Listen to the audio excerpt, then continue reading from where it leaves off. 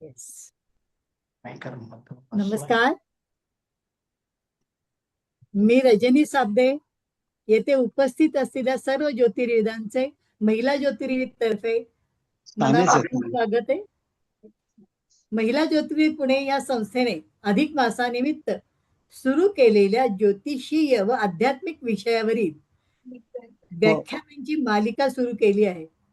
अधिक मास असल्याने 33 व्याख्याने होणार आहेत. आजचे व्याख्यान माननीय श्री उदय साने सर देणार असून त्यांचा विषय आहे सद्यस्थिती आणि ज्योतिष्य. माननीय उदय साने या सरांचा मी परिचय थोडक्यात करून देत आहे. उदय साने सरांचा 36 वर्षांचा जास्त हस्त सामुद्रिक आणि फलज्योतिष्य क्षेत्रातील अनुभव आहे. दैनिक केसरी या नावाजलेल्या वृत्तपत्रात गेली 11 वर्षे मेदनीय ज्योतिष आणि राशी भविष्य यावर लिखाण सुरू त्यांचे आहेच. तसेच संशोधनात्मक कार्य आजपर्यंत दुर्लक्षित अशा प्लुटो ह्या ग्रहांचा विशेष अभ्यास करून त्यांचे ज्योतिषशास्त्रीय महत्व सिद्ध केले आहे. प्लुटो या पुस्तकांचा उपयोग प्रख्यात डॉक्टर आणि अतिंद्रिय शक्ती उपासक डॉक्टर प.वी. वर्तक यांनी त्यांच्या श्रीकृष्णावरील पुस्तकांसाठी केलेला होता. दर्जेदार अशी 11 पुस्तके लिहिली असून ज्याचा उपयोग ज्योतिषशास्त्राचे अभ्यासक करून घेत आहेत. तसेच मेडिकल ॲस्ट्रॉलॉजी या पुस्तकामुळे अनेक आयुर्वेदिक आणि होमिओपॅथिक डॉक्टर यांचा संदर्भ घेत आहेत. या भाग्यदीप या लोकप्रिय दिवाळी अंकाचे सातत्याने 20 वर्ष संपादन आणि लेखन केलेले आहेत. ओंकार या धार्मिक दिवाळी अंकाचे 5 वर्ष संपादन आणि लेखन केलेले आहे. लोकप्रिय गजानन आशिष या मासिकाचे 2 वर्ष संपादन आणि लेखन केले असून प्लुटो एक अभ्यास, मेडिकल ॲस्ट्रॉलॉजी, गाभाऱ्यातील ग्रहयोग, ज्योतिष आणि व्यापार, कुंडली रहस्य दर्शन, मेदनीय ज्योतिष्य, फलज्योतिष्य, दशा आणि दिशा, ज्योतिष्य सहस्त्रावली, ग्रहांची नक्षत्रगत फले, हर्षलची नक्षत्रगत फले, भाग्यदीप, तसेच हा लेखसंग्रह आहे. या सर्व पुस्तकांच्या 3ऱ्या आवृत्ती सध्या सुरू आहेत. अनेक दिवाळी अंकातून सातत्याने मेदनीय ज्योतिष यावर लिखाण केले असून अजूनही ते सुरूच आहे. ज्योतिष क्षेत्रात नावाजलेल्या ग्रहांकित या मासिकात आजपर्यंत 150 पेक्षा अधिक लेख प्रसिद्ध झाले आहेत. त्यांना पुरस्कार आता बघूया. ज्योतिष क्षेत्रात नावाजलेले अनेक पुरस्कार त्यांना प्राप्त झालेले आहेत. त्यात प्रामुख्याने कैलासवासी दिबा मोकाशी पुरस्कार, प्लुटो एक अभ्यास या पुस्तकासाठी, महानुभाव ग्रंथोत्तेजक पुरस्कार, प्लुटो एक अभ्यास या पुस्तकांसाठी, सांगलीचा आहे हा. तसेच शाहू मोडक पुरस्कार पुणे, नाशिकच्या पुण्यश्लोक सद्गुरू शिवपार्वती प्रतिष्ठानचा अनुबंधी पुरस्कार, महानुभाव ग्रंथोत्तेजक पुरस्कार ज्योतिष्य मार्तंड ग्वाल्हेर, ज्योतिष्य कौस्तुभ मणी कानपूर, ज्योतिष्य भूषण पुरस्कार ज्योतिर्विद महासभा, तसेच रेखा शास्त्री पुरस्कार, मेदनीय गौरव पुरस्कार अशासारखे अनेक पुरस्कार प्राप्त झालेले आहेत. महाराष्ट्रात अनेक ठिकाणी ज्योतिष विषयावर व्याख्याने दिली आहेत. कानपूर, ग्वाल्हेर, दिल्ली, तामिळनाडू मधील येथे मेदनीय ज्योतिष यावर व्याख्याने दिली आहेत. सध्या लॉकडाऊनच्या काळात झूमवरील भारताबाहेर अनेक व्याख्याने झालेली आहेत. देशात आणि परदेशात ज्योतिष विषयक व्याख्याने त्यांची होतच असतात. अशा या अतिशय अभ्यासू माननीय सरांचे आज व्याख्यान होत आहे. सरांना विनंती करते की त्यांनी आपले व्याख्यान सुरू करावे. महिला ज्योतिर्विदांतर्फे आणि अधिक मासानिमित्त आज ही जी व्याख्यानमाला सुरू झाली यामध्ये मला बोलण्यासाठी आमंत्रित केलं म्हणून मी प्रथम संस्थेचा आभारी आहे आणि मी माझ्या या व्याख्यानाला आता सुरुवात करतो. आवाज येतोय ना सर्वांना? हो हो सर, येतोय आवाज, हा, येतोय. तर व्याख्यानाला मी सुरुवात करतो. तर वेदिनीय ज्योतिषामध्ये प्रथमतः आपण असं पाहू की आजचं जे व्याख्यान आहे ते प्रामुख्याने अमेरिका आणि इराण हे युद्ध जे सुरू आहे ते अंतिम टप्प्यात आहे. अंतिम टप्पा हा फार विलक्षण आणि मोठा आहे आणि त्यामध्ये एक तऱ्हेची भीती आहे की जर अणुबॉम्बचा वापर झाला, जसं जपानवर शेवटी अमेरिकेने अणुबॉम्ब टाकला, तसं जर इराणच्या बाबतीत झालं तर काय, हा एक अनुत्तरित प्रश्न आहे. आणि या प्रश्नाच्या अनुषंगाने आता सर्व जग एका बाजूला भयभीत झालेलं असताना दुसऱ्या बाजूला मात्र अतिशय नेटकेपणाने इतर गोष्टी सुरू आहेत. मात्र आता सध्या अशी परिस्थिती आहे की जगभर युद्ध सुरू आहेत, की चीन तैवान हा एक ज्वलंत प्रश्न आहे.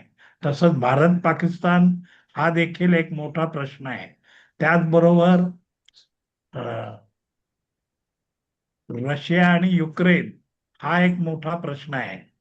तर या सगळ्यांमध्ये ही जी युद्ध सुरू आहेत, या युद्धांमधनं काय निष्पन्न होणार आणि त्याची फलश्रुती काय, हे पाहणं हे अतिशय वेगळं आहे आणि खूप तापदायक आहे.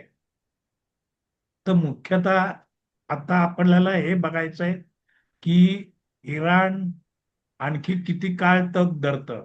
मात्र त्यांनी जिहाद पुकारल्यामुळे त्यांचा त्यांच्या सहनशक्ती अपार आहे आणि त्यांनी असं ठरवलंच आहे की आता आमचा जिहाद असल्यामुळे आम्ही मरणारच आहोत, पण आम्ही शत्रूला मारून मग मरू, अशा पद्धतीची त्यांची भाषा ही सुरूच आहे आणि म्हणून ते माघार घ्यायला तयार नाहीत.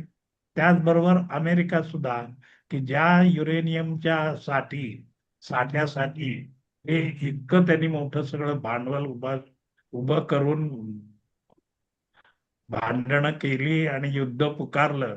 या युद्धाला देखील आज बरेच दिवस होऊन गेले तरी देखील अजून याच्यात निष्पन्न काहीही झालेलं नाही.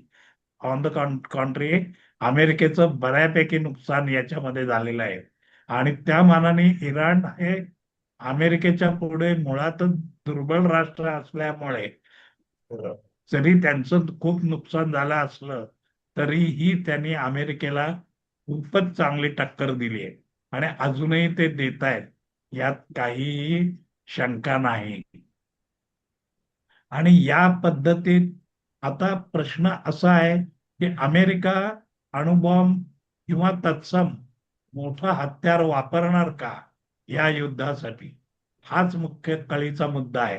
तर आपण अमेरिकेची कुंडली आपल्याला त्यासाठी पाहायला लागेल. तर अमेरिकेच्या कुंडलीत आपल्याला असं दिसतं की एकंदर असेंडन्सच्या केंद्रात हर्षल आहे. त्याचबरोबर हा आत्ता जो सुरू असलेला योग आहे राहू आणि हर्षल, हा त्यासाठी खूपच बोलका आहे आणि त्या दृष्टीने अमेरिकेची कुंडली जी आहे ही आत्ता खूप तापदायक झाली आहे. एक तर त्यांना अष्टमातनं त्यांच्या शनी जातोय आणि कुंभ राशीला सध्या 7.5 आहे सुरू.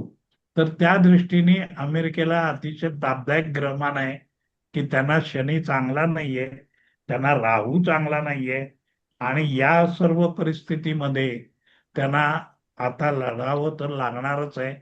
आणि आता ते काय करणार यापुढे साऱ्या जगाचं लक्ष आहे. अमेरिकेची अंतर्गत निवडणूक 25 नोव्हेंबरला होणार आहे. या निवडणुकीला आपल्याला सपाटून मार खायला लागता कामा नये या हेतूने ट्रम्प जरा सबुरीने घेत आहेत. मात्र एकंदर असं दिसतंय की त्यांची ती योजना सगळी रद्दबातल होतीये, कारण त्यांना ते अजिबातच जुमानत नाहीत. आणि यामुळे मला असं वाटतं की आता हा एक निर्णायक प्रश्न आलेला आहे की आता यापुढे काय. आणि याचं उत्तर खऱ्या अर्थाने द्यायचं झालं तर मिथुनेत रवी गेला की याचं उत्तर द्यावं लागेल.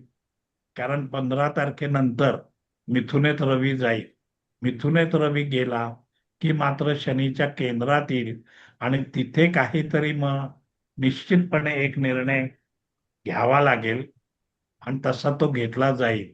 हा निर्णय काहीही असला तरी जगाच्या दृष्टीने त्याचे भयंकर परिणाम आहेत. मात्र असं असलं तरी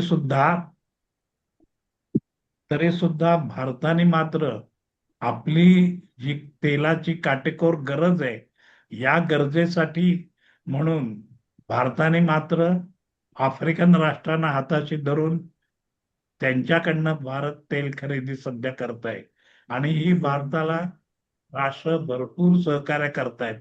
याचं कारण असं आहे की आपण कोविडच्या काळात त्यांना ज्या लसी दिल्या कोविडच्या काळात, आणि त्याचं ते त्यांनी दोस्तीच्या बाबतीत ती दोस्ती फेडण्यासाठी किंवा दोस्तीची कदर म्हणू आपण, की ते आपल्याला तेलाचा पुरवठा करतायत आणि आपण त्यांच्याकडनं सध्या घेतोय. म्हणून आपण रशियाकडनं सुद्धा सध्या कमी घेतोय आणि त्यांच्याकडनं मात्र जास्त घेतोय. कारण आपल्याला त्यांच्याकडनं आलेल्या तेलामध्ये कुठलाही अडथळा शर्यत नाहीये आणि त्यामुळे हा पुरवठा व्यवस्थित होतोय. त्यामुळे युद्धाची झळ जरी किती वाढली तरी भारताला त्याचे परिणाम इतर बाबतीत भोगावे लागणार आहेत. म्हणजे भाववाढ, इतर अनेक गोष्टीमध्ये भाववाढ करावीच लागेल, तशी ती होतीये. पण तेलाच्या बाबतीमध्ये मात्र आपल्याला फारशी दगदग करावी लागणार नाही, असं आजचं चित्र आहे. आणि याच्यामध्ये हा मोदींचा कूटनीतिक विजय आहे असं आपल्याला मानावं लागेल. की त्यांनी कोविडच्या काळात त्यांना जी मदत केली त्याच्या बदल्यात आता ते आपल्याला तेलाचा पुरवठा करतायत आणि तिथनं येणारं तेल निर्धोक असं भारतापर्यंत येतंय.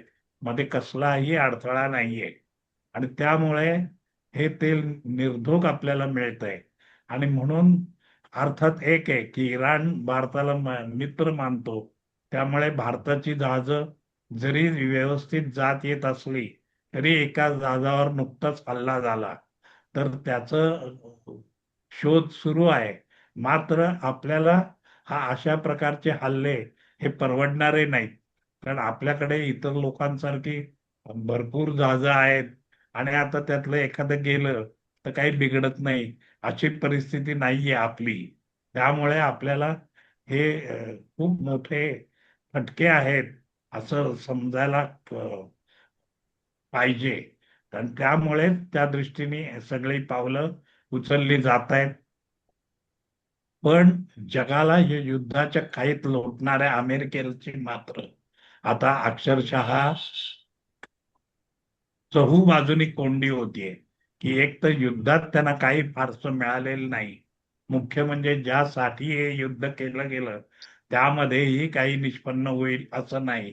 मग आता खरोखरीचा अण्वस्त्रांचा वापर करायचा का, इथपासून आता परत चर्चेला हे आलंय.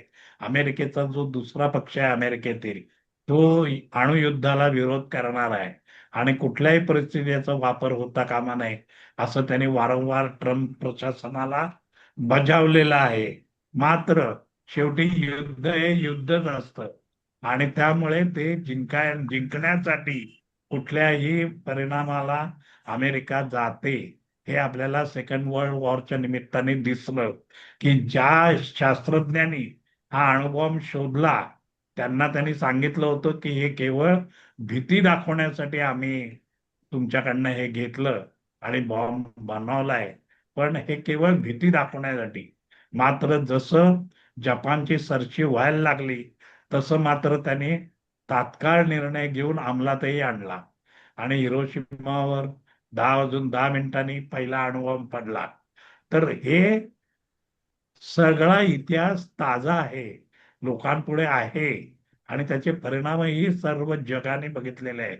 आणि म्हणून आता सर्वजण असे बिथरलेत की खरोखरीचा जर यांनी वापर केला तर पाकिस्तानचा निम्मा भाग तरी याच्यामुळे खलास होईल, कंप्लीट. आणि त्यामुळे सर्व जगच विरोध करत आहे. आणि या पार्श्वभूमीवर आता मग या युद्धात कुठली अशी शक्ती कामाला येईल की जी युद्ध थांबवेल, तर ती शक्यता आज दिसत नाही. यामुळे हे युद्ध लांबणार असल्याचे संकेत ग्रहयोग देत आहेत आणि त्या पद्धतीत हे चालू आहे. या सगळ्या याच्यावर काकदृष्टी ठेवून चीन आहे, कारण चीनला तैवान घ्यायचंय. अमेरिकेने जर बळजबरीने इराण कॅप्चर केलं तर चीनला ते एक आयतं कोलीत मिळेल आणि चीन दुसऱ्या मिनिटाला तैवानवर अटॅक करायला मागे पुढे पाहणार नाही. आज अशी परिस्थिती आहे की तैवानच्या भोवताली त्यांनी संपूर्ण हे उभारलेलं आहे चीन्यांनी आणि त्यांना तैवानचा घास घेणं हे सहज शक्य आहे, कारण तैवान हे तुलनात्मक अतिशय छोटं राष्ट्र आहे. आणि त्यामुळे आपल्याला जेव्हा असं दिसतं की तैवानच्या प्रश्नात आपल्या बाजूने म्हणजे अमेरिकेचा विस्तारवाद जर त्यांना दिसून आला अमेरिका इराणमध्ये, तर ते तैवान सहजपणे घेऊ शकतात आणि त्यांना बोलण्यासारखं जगाकडे काही उरणार नाही. ते आरामात याबद्दल ऍक्शन घेऊ शकतात आणि तशी ते घेतील. तशी त्यांनी यंत्रणा आणून उभी केलेली आहे. फक्त शंका आणि संभ्रम तो एवढाच आहे की अमेरिका इराणच्या बाबतीत काय करतं आणि इराणच्या बाबतीमध्ये अमेरिकाने जरा जरी थोडी काय ज्याला आपण अणुयुद्धाकडे वाटचाल असं म्हणू, असं करून दाखवलं तर मात्र चीन तैवान घेतल्याशिवाय राहणार नाही, हे निश्चित. आणि या पद्धतीत म्हणजे असं दिसतं की एकंदर तिकडे रशिया सुद्धा युक्रेनला नमवण्यासाठी नाना तऱ्हेचे प्रयत्न करत आहे. पण युक्रेनला सपोर्ट ती युरोपियन राष्ट्र करतायत. ही युरोपियन राष्ट्र अशासाठी सपोर्ट करतायत की युद्ध आपल्या दारात येऊ नये. कारण अनेकदा पुतीनने अशी धमकी दिलेली आहे की संपूर्ण युरोप हा केवळ 22 मिनिटांचा खेळ आहे. त्यामुळे त्यांना अशी भीती दाखवलेली आहे की 22 मिनिटात तुमचं आम्ही पतन करू संपूर्ण युरोपचं.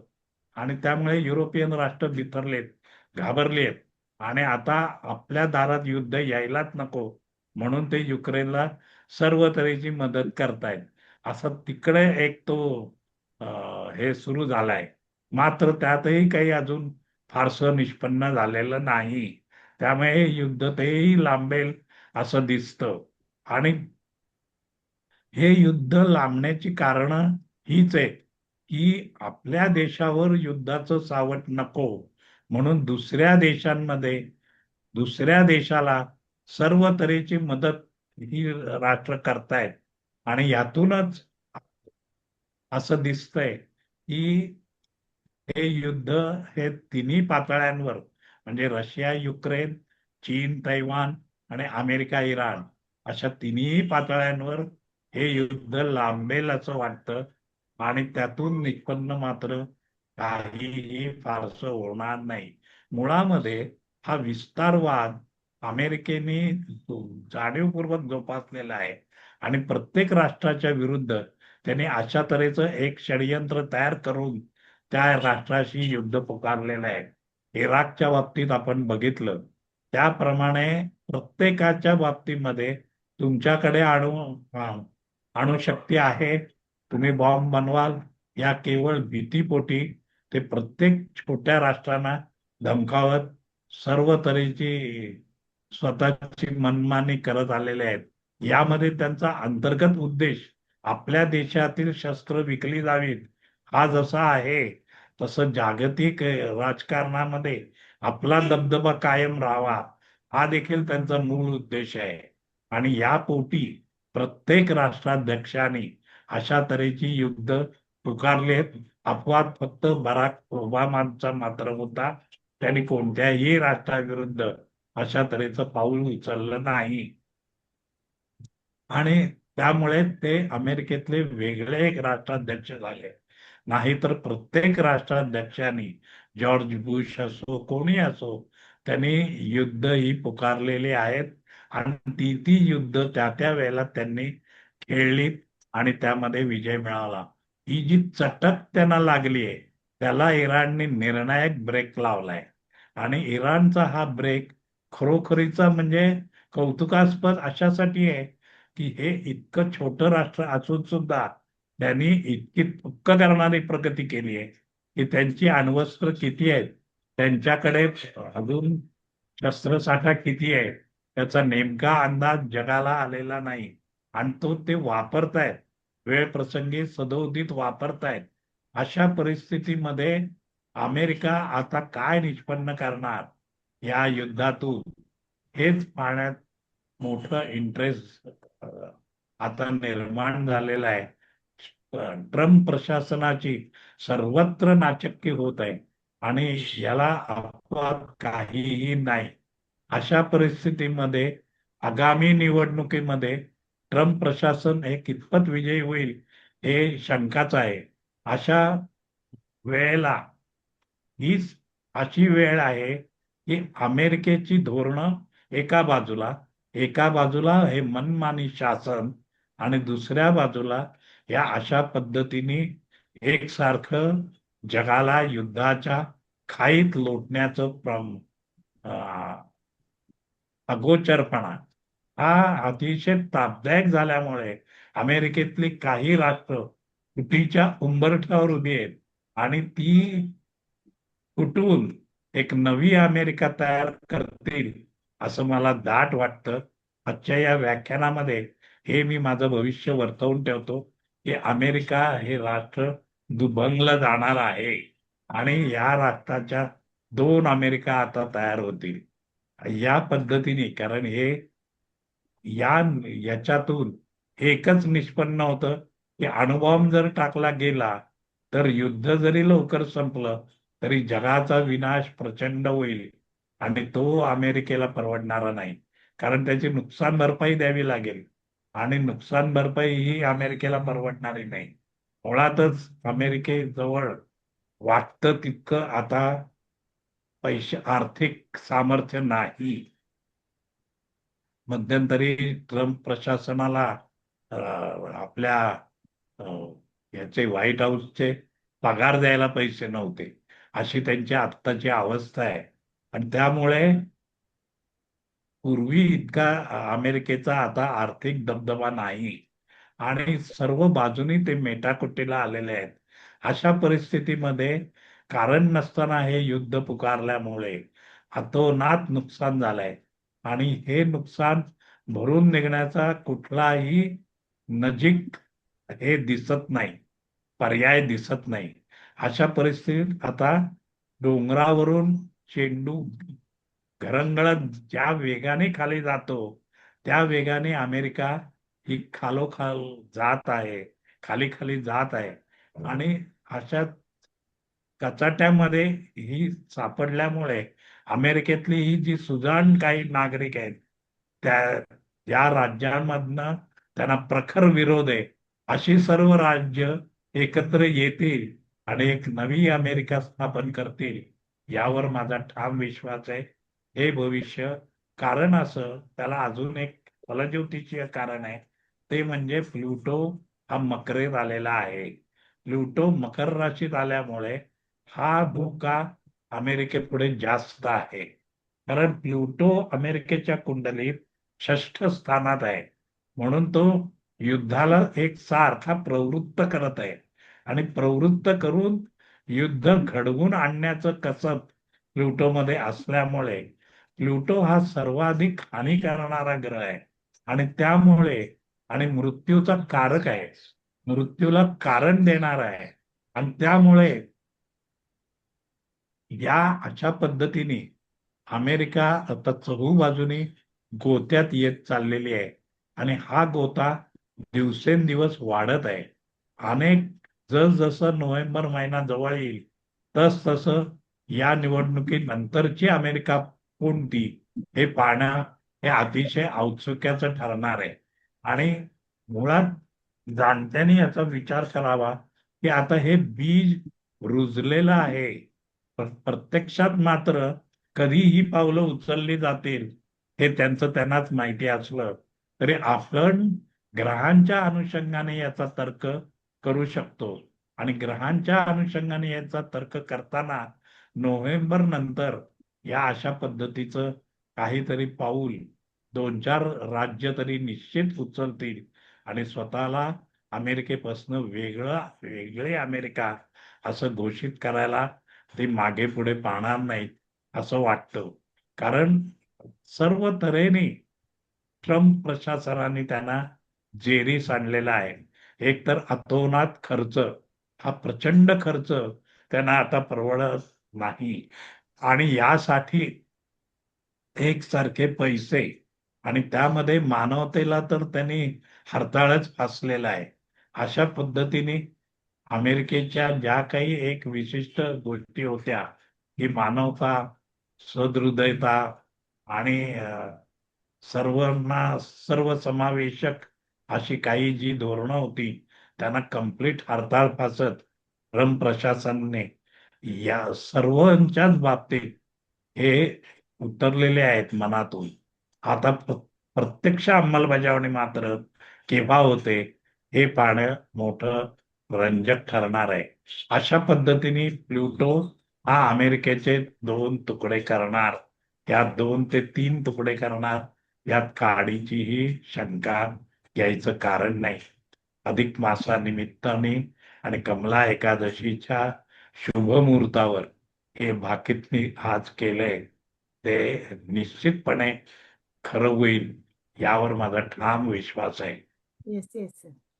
आणि यामध्ये मुख्य म्हणजे अजून एक गोष्ट अशी दिसते की ज्यामध्ये एक सारखं अमेरिकेची नाचक्की होते अशा परिस्थितीचं वास्तव समोर येत आहे. एका बाजूला साधारणतः असत्य अशा घोषणा अमेरिका एकसारखे करते, त्याचबरोबर दुसऱ्या बाजूला मात्र असं काहीही परिस्थिती नसते असं आपल्याला दिसतं. आणि या कैचित म्हणजे ते इराणवर नाना तऱ्हेने दबाव आणण्याचा प्रयत्न करतायत पण त्यात त्यांना यश येत नाहीये. आणि म्हणूनच त्यांना अतिशय वाईट परिस्थिती आहे. आणि त्यांच्या या परिस्थितीकडे चीन डोळे लावून बसलेला आहे की कधी एकदा यामध्ये माघार कोण घेतं यावर शिक्कामोर्तब झालं की दुसऱ्या क्षणी ते तैवानवर अटॅक करते आणि तैवान गिळंकृत करतील, जसं त्यांनी तिबेट केलं त्या पद्धतीने. आणि म्हणून चीन सुद्धा या बाबतीमध्ये हे आहे की डोळे लावून बसलेले आहे. आता यामध्ये ग्रह काय गंमत करतायत हे आपण थोडं बघू आधी. की प्लुटो हा मकरेत आलाय, तो चीनच्याही कुंडलीमध्ये मकरेत आलाय. त्यामुळे हा 3य स्थानात आलेला प्लुटो चीनच्या कुंडलीतला हा निश्चितपणे चीनमध्ये देखील अशा तऱ्हेचं एक वावटळ निश्चितपणे उठणार आहे की अशा तऱ्हेची युद्ध ही करण्यापेक्षा चीनच्या बाबतीमध्ये एक सुनियोजित राज्यकारभार करायला हवा ज्याचा सर्व नागरिकांना फायदा होईल. ही आणि या फायदा अशासाठी करू इच्छितात की त्यात मानवता दिसली पाहिजे. आणि मानवता कारण चीन हे एक तर कम्युनिस्ट राष्ट्र आहे, तिथे जरा कुट्ट झालं की माणसाला गोळी घालतात, दुसरं काही करत नाही. आणि या पद्धतीने आता चीनच्या बाबतीमध्ये हा कुंभेतला राहू मकरेत जाईल आणि राहू आणि प्लुटो असं कॉम्बिनेशन तयार होईल. त्याचबरोबर मीनेतला शनी मेशेत येईल आणि अजूनच तो बळकट असा होईल. तर यामध्ये रवीच्या समोरून शनी जाताना चीनचं सुद्धा तो बऱ्यापैकी नुकसान करून जाईल असं मला वाटतं. आणि म्हणून स्वातंत्र्याची धगधगती ज्योत चीनच्या नागरिकांच्या अंतःकरणात निश्चितपणे उदयाला येईल असं मला या निमित्ताने वाटतं. आणि त्यामुळेच चीन पिंगचं सुद्धा शासन डळमळीत होईल आणि एक नवविचार असं त्यातनं येईल की आपला देश सुद्धा छोटा केला असता सर्वच लोकांना त्याचा फायदा होईल. आणि हा विचार हळूहळू रुजू लागेल. याला आणखीन एक कारण आहे की ते म्हणजे व्हायरस. हे व्हायरस एकसारखे होत आहेत याचं कारण असं की या व्हायरसांना उद्भव जसा जोर देतोय त्याचप्रमाणे एक चीन मध्ये जसा कोरोना व्हायरस चीनने केला आणि जगभर त्याची हे केली, त्याचप्रमाणे आणखीन एक व्हायरस या वर्षात शेवटाला येऊ शकतो. आणि हा व्हायरस 27च्या प्रथमतः किंवा 26च्या शेवटाला अशा तऱ्हेने जगात येईल. आणि असा आल्यामुळे या व्हायरसांच्या भीतीमुळे आणि व्हायरसांच्या दुष्ट शक्तीमुळे अनेक लोकांचा संहार होईल. आणि हे संवाद चीनमध्ये मुळात त्यांच्या देशात ते पहिले करून बघतात. या उद्देशाने ते पहिले आपल्या देशातल्या लोकांवर याचे प्रयोग करतील आणि मग ते जगावर करतील. तसं करताना चीनमध्ये अनेक मुलं मृत्युमुखी पडणार आहेत. आणि ही मुलं मृत्युमुखी पडल्यामुळे त्या त्या आया अतिशय संतापणार आहेत आणि ते शासनाच्या विरुद्ध ठामपणे उभे राहतील. आणि याला तोंड देणं चीन प्रशासनालाही अवघड होऊन बसेल. आणि यातूनच या फुटीची बीज हे दिसून येतील. हे दुसरं माझं या निमित्ताने एक बाकीत तुम्हाला सांगतो की प्लुटो जोपर्यंत मकर राशीत आहे तोपर्यंत म्हणजे 2032 पर्यंत चीनची सुद्धा शक्ल झालेली दिसतील. किमान 2 ते 3 चीनचे सुद्धा शक्ल झालेली दिसतील. कारण मुलांवर अटॅक झाल्यामुळे कुठल्याही मातेला जसं आपलं मूल प्रिय असतं आणि त्याला काही होऊ नये यासाठी ती जीवाचं रान करत असते. आणि अशा पद्धतीत जेव्हा आपल्याच मुलाला आपल्याच शासनाकडनं असा दंड दिला जातोय हे पाहून त्या निश्चितपणे बिथारतायत. आणि त्याचं नेतृत्व एक बाईच करेल आणि त्या चीनचं हे निश्चितपणे 2 शकलं ही इमिजिएट होतील असं मला वाटतं. कारण हे आता ही सगळी ग्रहांची जुळणी होतीये की ही जुळणी एक विस्तारवाद चीनचा आहे, अमेरिकेचा आहे, तो आपण पाहतोय आणि चीनचाही आहे तोही आपण पाहिला. पण ह्यामध्ये उद्देश काय आहे तर आपल्या प्रचंड लोकसंख्येला कुठेतरी जिरवणं, कुठेतरी मर्ज करणं हा त्यांचा उद्देश आहे. कारण त्यांना आता ते झेपत नाहीये. आणि म्हणून त्यांनी जशी पाकिस्तानमध्ये एक 50,000ची वसाहत तिथं स्थापन केली आहे आणि त्यांना फक्त चिनी कायदे लागू असतात, पाकिस्तान मधला कुठलाही कायदा त्यांना लागू नाही, हे जसं त्यांनी पाकिस्तानला बजावलंय त्याचप्रमाणे त्यांचं ठिकठिकाणी अशा पद्धतीचं ग्रुपिंग चालू आहे. आणि हेच करत असताना त्यांच्या लक्षात हे आलंय की हा एवढंच करून आपल्याला भागणार नाहीये. आणि जर आपल्याला देश अखंड ठेवायचा असेल तर नवे नवे भूप्रदेश हे आपल्याला मिळाल्यास हवे.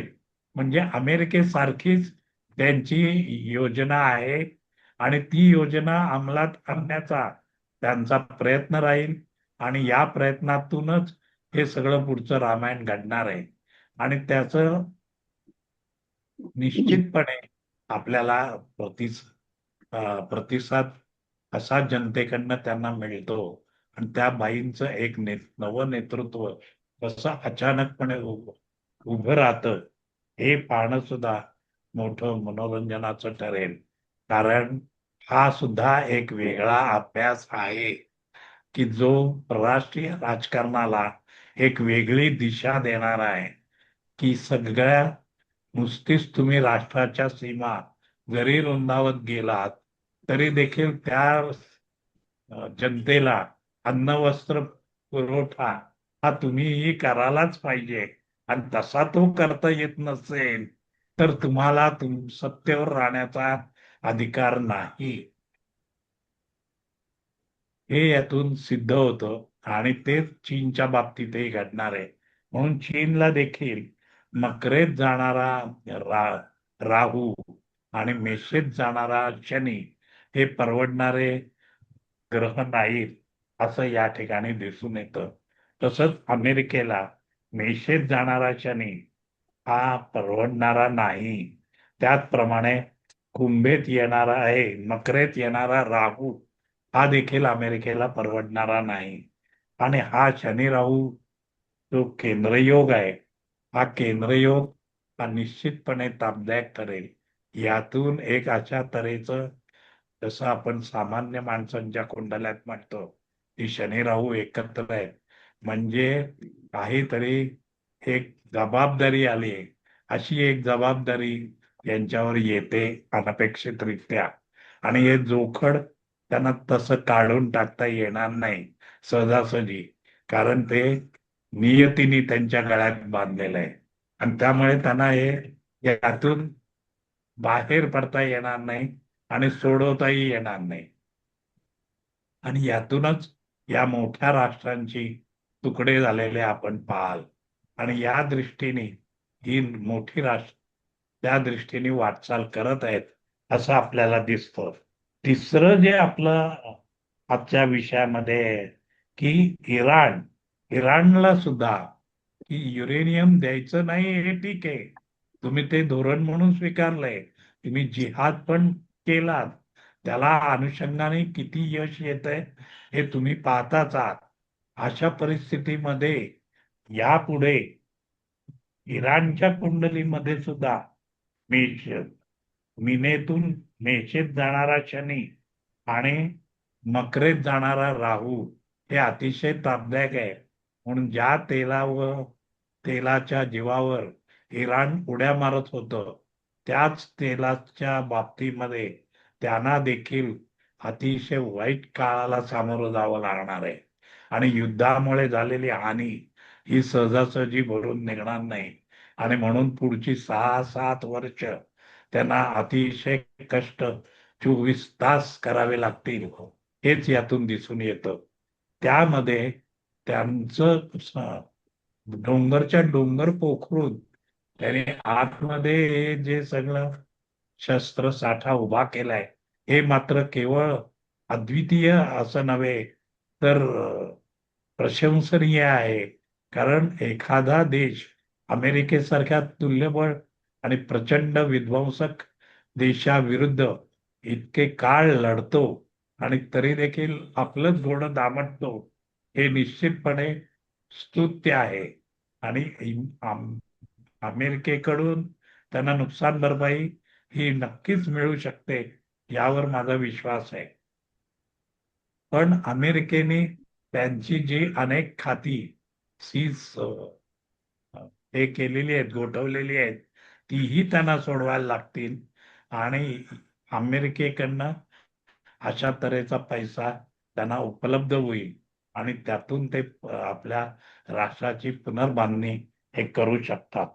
आता मुख्य म्हणजे असं दिसतं की भारत यामध्ये काय करणार आहे.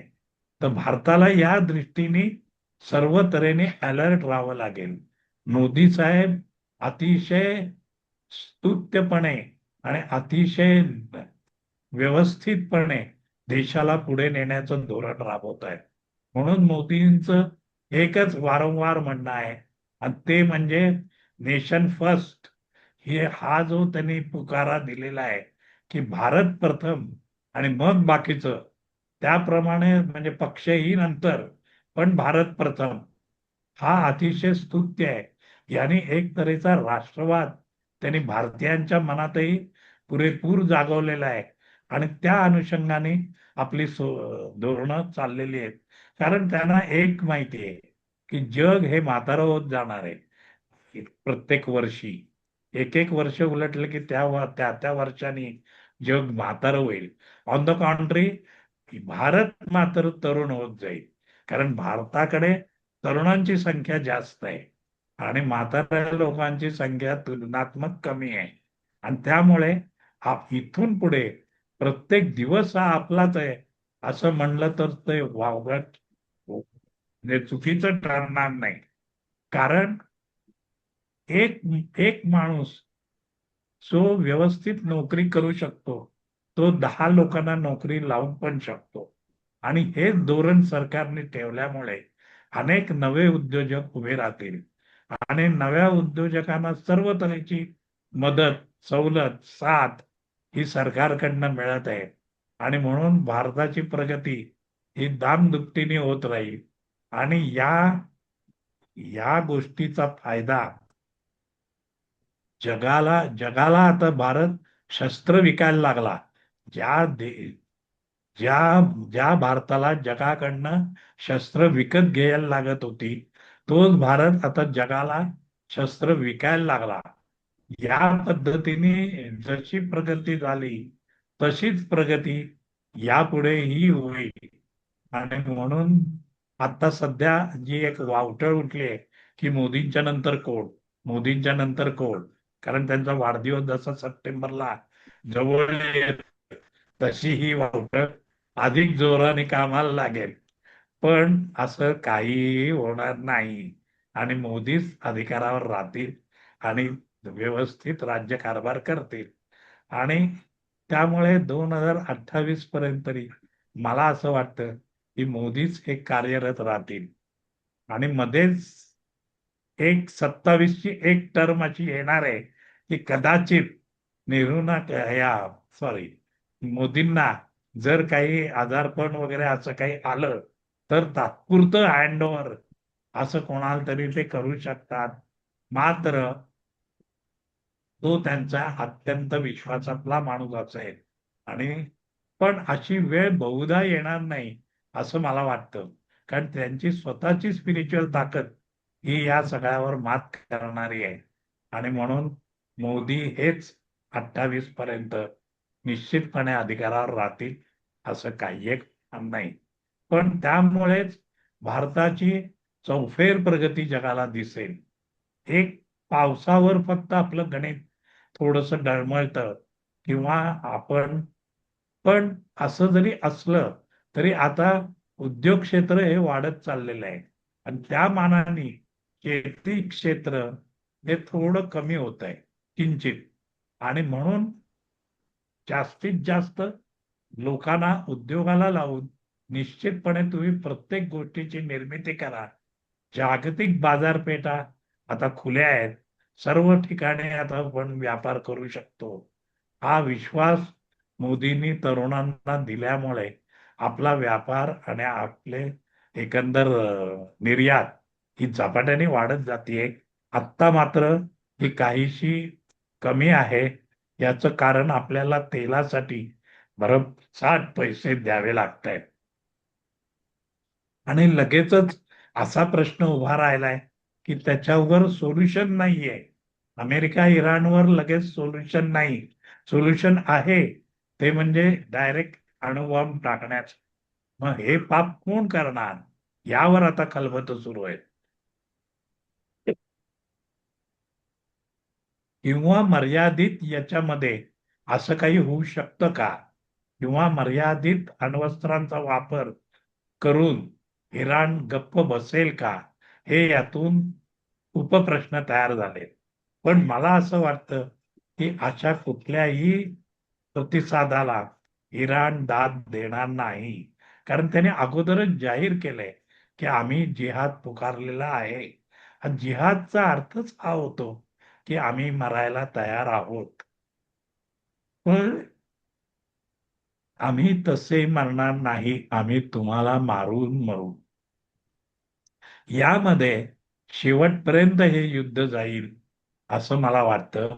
आणि म्हणूनच हे युद्ध जर वेडवाकडं लांबलं तर भारतात मात्र त्याचे अतिशय तीव्र पडसाद उमटतील, आणि ते मात्र दंगलीच्या रूपाने. कारण महागाई ही प्रचंड होईल आणि ही महागाई अवघड होऊन बसेल. त्याचबरोबर तेलाच्या प्रश्नाचं गांभीर्य आणि त्याचबरोबर गॅस, पण आपली ही गरज बहुतांशी कमी होईल. ही दक्षिण आफ्रिकेतल्या ही जी 5 राज्य आहेत, 5 देश आहेत, त्यांनी हे बरेचसा आपला टेन्शन हे कमी केलेलं आहे. ऍटलिस्ट 50% तरी निश्चित कमी झालेलं आहे, हे निश्चित. म्हणून त्या दृष्टीने आपण सेफ. मात्र असं असलं तरी कच्चा माल आपल्याला जर वेळेत मिळाला नाही तर पक्का माल व्हायला वेळ लागतो. हा जो बाजाराचा नियम आहे तो जर आपण धरला तर आपल्याकडे देखील निश्चितपणे अशा पद्धतीने अ, खूप महागाई होऊन लोक हैराण होतील आणि यातूनच हिंसाचार वाढत जाईल. हा हिंसाचार 2 प्रकारचा असेल. एक हिंदू मुस्लिम असा त्याला स्तर असेल आणि एक केवळ महागाईमुळे असेल. तर अशा 2 याच्यातनं हा हिंसाचार भारताला आता जेरीस आणणार आहे.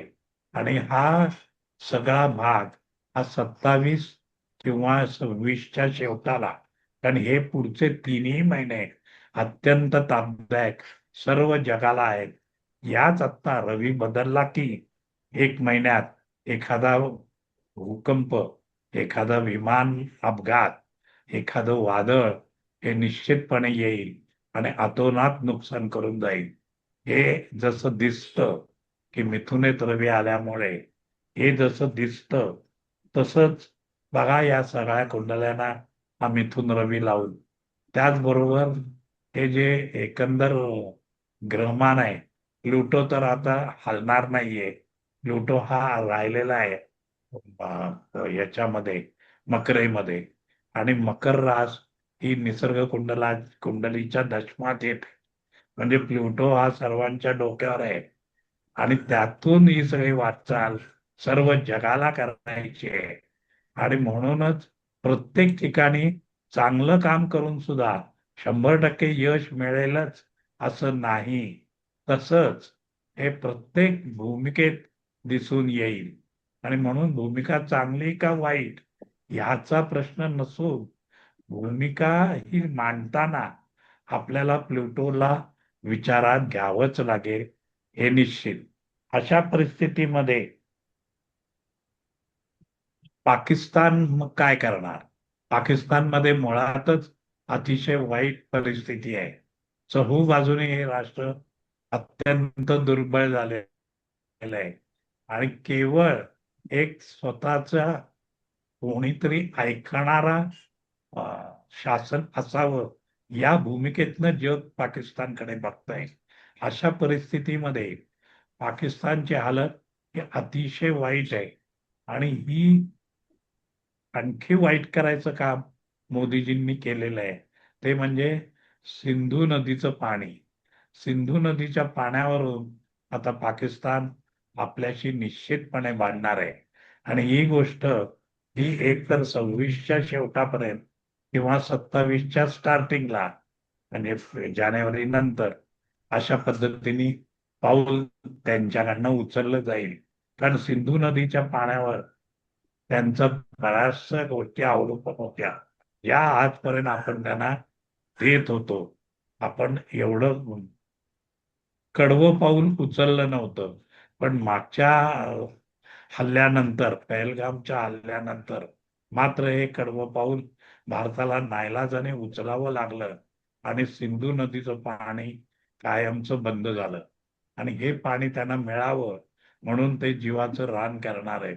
आणि यातून अजून एक युद्ध, हे जे भारत पाकिस्तान पारंपरिक देश एकमेकांविरुद्ध युद्ध करतील, ते सगळं मला असं वाटतं 26च्या शेवटाला किंवा 27च्या स्टार्टिंगला असं दिसून येईल. आणि त्यातून निर्माण होणारी क्षिती की भारताच्या पेक्षा पाकिस्तानची किमान 5 पट तरी असेल आणि त्यामुळे पाकिस्तानला ते युद्ध अत्यंत महागात पडेल आणि सिंधू नदीचं पाणी तर मिळणार नाही ते नाहीच. कारण रशियासारखा एक बलवान देश आपल्या बाजूने आहे. त्याचबरोबर भारताला आता नवीनच व्हेटोचा अधिकार मिळेल आणि हा व्हेटोचा अधिकार मिळाल्यावर भारत या व्हेटोच्या अधिकारावर आपलं हे सिंधू नदीचं पाणी भारतामध्येच ठेवण्यासाठी जोरदार प्रयत्न करेल आणि त्यात त्याला यश येईल. तर अशा पद्धतीने हा एकंदर जागतिक रंगमंचाचा आपण आढावा घेतलेला आहे. किती वेळ आहे हो? नाही काय होऊ द्या, काही हरकत नाही, तर थोडा वेळ पूर्ण आहे होऊ द्या तुमचं, पूर्ण तर होऊ पूर्ण द्या. होऊ द्या सर. अच्छा, म्हणजे अजून चालेल ना? हो हो, हो, अगदी बोला अगदी, ना काही सर, प्रश्न कारण आम्हाला ऐकायचंच आहे. ऐकायचंय. नाही म्हणजे या दृष्टीने आपण एकेकाचं असं मुद्दाम बघतोय. ते भारताची नवी निवडणूक सुद्धा ही भारतीय जनता पार्टीच्या बाजूनीच असेल असं मला आत्ताच वाटतं. पण त्याला अजून अवकाश आहे, त्यामुळे आज मी हे बाकीत वर्तवत नाही. मात्र एवढं निश्चित की भारताला सुजलाम आणि सुफलाम याकडे नेण्यासाठी मोदी अतोनात आटोकाट प्रयत्न करतायत. त्यांना बऱ्यापैकी यश मिळेल आणि त्यानंतर मोदींची अनुकूलता आणि लोकप्रियता ही भारतात ट्रिमेंडस वाढेल, यात काही मला शंका नाही. त्याचबरोबर पाकिस्तान मात्र हे आणखी दुर्बळ होत जाऊन पाकिस्तानचेही 2 तुकडे अजून होणार आहेत आणि हे छोटे छोटे गट हे निश्चितपणे स्वतंत्र आपला अ, अ, स्वतंत्रपणे आपला गट स्थापन करून आपलं राष्ट्र असल्याचं एक निदर्शनाला आणतील आणि त्यामुळे आता पाकिस्तानच्या बाबतीमध्ये निर्णायक अशी शेवटची स्टेज आलेली आहे असं मी तुम्हाला सांगतो. आणि या स्टेजमध्ये निश्चितपणे भारताचा विजय होईल. पाकिस्तान यात कुठेच दिसणार नाही. पण एवढं निश्चित की भारताने मात्र या राष्ट्रांना अजिबात घेऊ नये. कारण भारतातलीच बेकारी प्रचंड असताना, अजून अखंड भारताचं कारण नसताना गाजर हे लोक जे दाखवत आहेत ते चुकीचं आहे असं मला वाटतं. याचं कारण असं की ते आत्ता गरजेपुरते फक्त तुमच्या बाजूने राहतील, नंतर परत ते त्यांची गाठतील. जात दाखवण्यासाठी सिद्ध होती. याचं कारण असं की पाकिस्तानचं म्हणजे आपण ज्योतिषाच्या पलीकडे बोलत नाहीये. पाकिस्तानचं आर्द्रा नक्षत्र आहे आणि म्हणून ती सर्पयोनी आहे आणि म्हणून ते वारंवार फुत्कार हे टाकणारच आणि ते नंतर सुद्धा टाकतील, यात काडीचीही शंका नाही. जसं बांगलादेशची निर्मिती इंदिरा गांधींनी केली, पण त्यामुळे भारताचा काय फायदा झाला? तर काहीच नाही. उलट ते कलकत्ता गिळंकृत करायला बघत होते. मात्र तिथे या निवडणुकातनं अतिशय दमदार अशी पावलं उचलल्यामुळे कलकत्ता आज मितीला भारतामध्येच राहिलंय. नाहीतर जर ही बाई आली असती निवडून तर निश्चितपणे कलकत्ता भारतातनं गेलंच असत, यात काही शंका नाही. आणि त्यामुळेच हे जे लोक घुसखोर आहेत आणि जे या ना त्या प्रकारे भारतात यायला बघतायत, ते इथे आल्यामुळे सर्व तऱ्हेच्या अ, सर्व तऱ्हेच्या आपल्या यंत्रणांवर अतोनात ताण पडतो आणि या ताणातून ही जी असंतोष निर्माण होतो, या असंतोषाला आपल्याला एकसारखं सामोरं जावं लागेल आणि यामुळे आपणास ते झेपणार नाही. सातत्याने सातत्याने या गोष्टीची आपण दखल घेतली पाहिजे आणि म्हणून या निमित्ताने मला राष्ट्रीय स्वयंसेवक संघाला असं आवाहन करायचं आहे की आपली देखील धोरणं आपण आता बदला. कारण या परिस्थितीचा विचार करा. जेव्हा हे लोंढे भारतात येतात तेव्हा जर इतकं सगळं रामायण घडतं, तेव्हा हा जर अखंड भारतचं स्वप्न तुम्ही उभं केलं तर कारण नसताना हे सर्व देशांना आणि भिकारी देशांना पोचण्याची जबाबदारी आपल्यावर येईल. आणि त्यांना काही नाही मिळालं तर ते आपल्याच देशामध्ये आतंकवाद, दंगली अशा पद्धतीने आपली पाळंमुळं. आणि भारताचा जर इतिहास बघितला तर वारंवार मोंगलांनी आक्रमण केलेलं आहे. आणि वारंवार मोंगलांनी आक्रमण करून आपल्या इथली देवळं, आपल्या इथल्या पाठशाळा या नेस्तनाबूत केलेल्या आहेत. अशा पद्धतीत त्यांच्याकडनं काही जगावेगळं घडेल अशी आशा अजिबात बाळगू नका आणि भानावर या, असं मला या ठिकाणी सांगावं लागतंय. बरोबर. कारण हे आपल्याला आत्ता परवडणार नाही.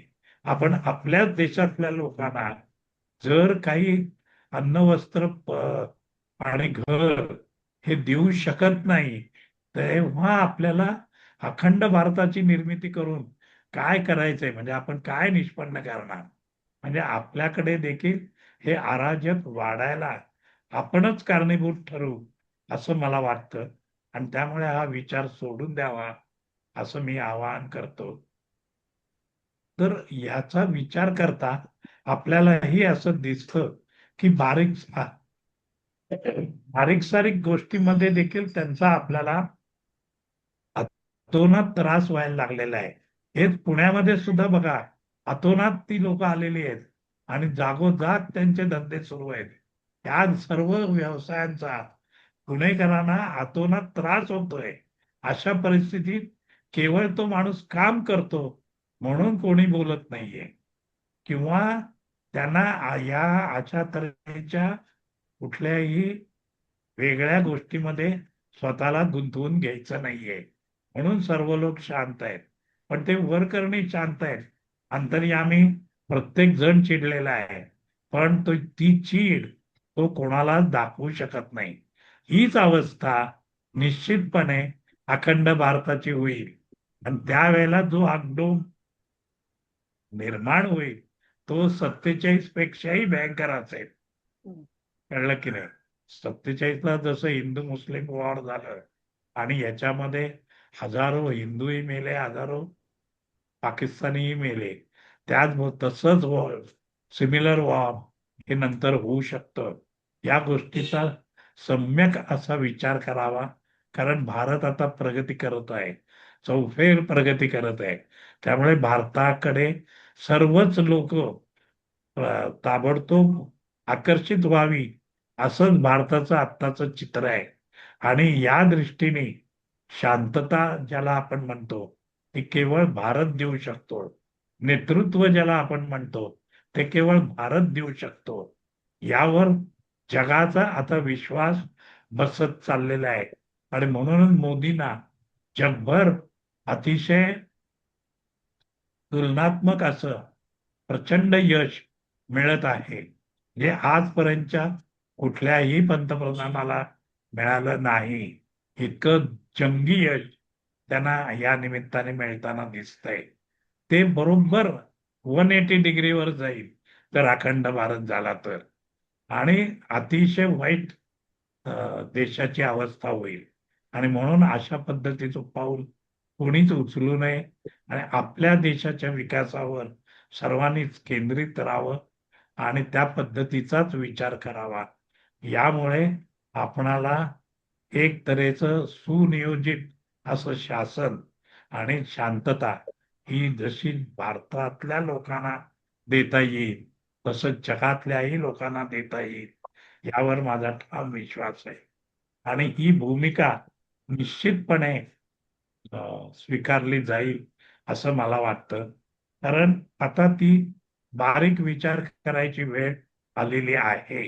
आणि या विचार, कारण शेती क्षेत्र कमी होत असताना, पाऊस हा दिवसेंदिवस बदलत असताना, हवामान संपूर्ण बदलत असताना आता ही जोखीम घ्यायची का, हा एक मुख्य प्रश्न आहे.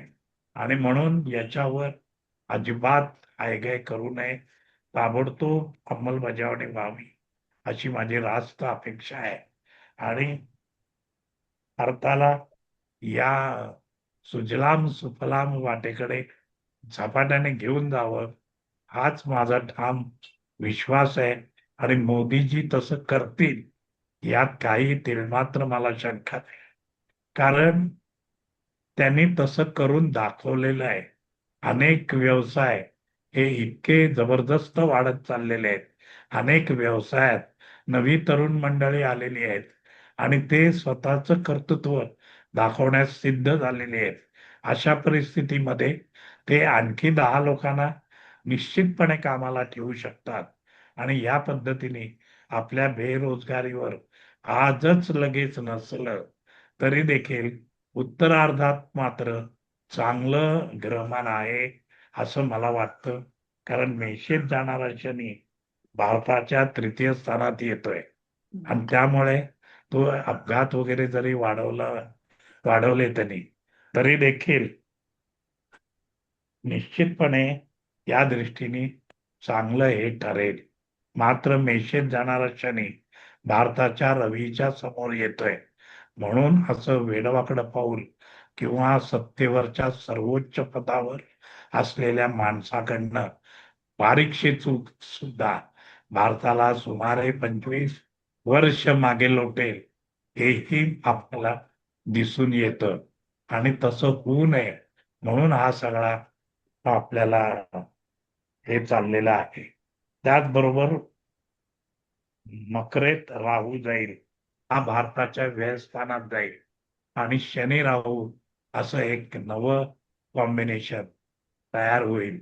आणि हे कॉम्बिनेशन म्हणजे कुठली तरी जबाबदारी येणं, जे मी तुम्हाला मगाशी म्हणलं की अशा तऱ्हेची कुठली तरी जबाबदारी आपणच आपल्या शिरावर घ्यायची आणि आपले चांगले दिवस हे वाईट घालवायचे असं कुठलंही पाऊल आपण उचलता कामा नये. नव्या येणाऱ्या सत्ताधीशांनी अशा तऱ्हेचं पाऊल उचलू नये असं मी या ठिकाणी आवाहन करतो. आणि आपल्याला या ठिकाणी या पद्धतीने ह्या 5ही महत्वाच्या देशांचा अशासाठी आढावा घेतला होता की त्यातून जागतिक राजकारण कसं आहे, त्याची दिशा कशी आहे हे जसं कळावं, तसंच भारताच्या दृष्टीने देखील कशी प्रगती होत राहील हे देखील आपल्याला कळावं, हा यामागचा उद्देश आहे.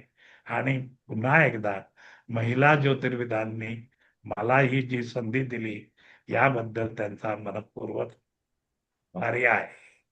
धन्यवाद. नमस्कार. धन्यवाद सर. धन्यवाद. धन्यवाद. आज खरोखर सर्व जगाच्या मनावर युद्धाचे सावट आहे. तसेच भीती पण आहे. आजपर्यंत आपल्याला सामान्यांना म्हणजे आपल्यासारख्या सामान्यांना भाववाढीशिवाय तसा फारसा त्रास जाणवत नाहीये. परंतु हे कितपत आणि कुठपर्यंत चालेल याची गॅरंटी नाही. या बाबतीत सरांनी खूप चांगल्या आणि अभ्यासपूर्ण पद्धतीने थोडासा दिलासा देण्याचा आणि चांगल्या तऱ्हेने सांगितले आहे. आणि या विषयावरच ऐकण्याची आम्हा सर्वांना जबरदस्त इच्छा होती. तसेच चीनमधल्या अनेक घडामोडी बद्दल ऐकून फार वेगळ्या प्रकारचा किंवा वेगळा विचार ऐकून थोडा धक्का बसला. पण हे खरंही आहे ना. इराणचे भवितव्य ऐकून कठीणच दिसतंय त्यांचे भवितव्य. पण त्यातून भारतासाठी मोदीचे भारत प्रथम नेशन फर्स्ट चा नारा मात्र सर्वत्र भारतीयांसाठी खूप प्रशंसनीय आहे, हे मात्र खरे. आजच्या आपल्या या व्याख्यानामुळे आमच्या व्याख्यानमालेला 4 चांद, म्हणजे चांद हे भारताचे नाही तर हे भारताचे, पाकिस्तानचे नाही, हे 4 चांद लागलेत. हे तो तुम्हाला अगदी आवर्जून सांगते सर. धन्यवाद. आमच्या इथे व्याख्यान देऊन आम्हाला खूप कृतकृत्य झाल्यासारखं वाटलं. धन्यवाद सर. खूपच धन्यवाद. छान सर. खूप काही काही गोष्टी म्हणजे आपल्याला मनात घोळत होत्या, त्याचं शंका निरासन झालं. म्हणजे जे 26-27 म्हणजे आपण यांच्या सुमारास काय होऊ शकतं, ते युद्ध तर होऊ शकतं, पण धरणीकंप पण होऊ शकतो, म्हणजे भूकंप. हेही होऊ शकतं, म्हणजे नॅचरल कलॅमिटीज येऊ शकतात हेही आपल्याला गृहीत धरलं पाहिजे. नुसतंच युद्ध होईल असं काही सांगता येत नाही, तर हे असं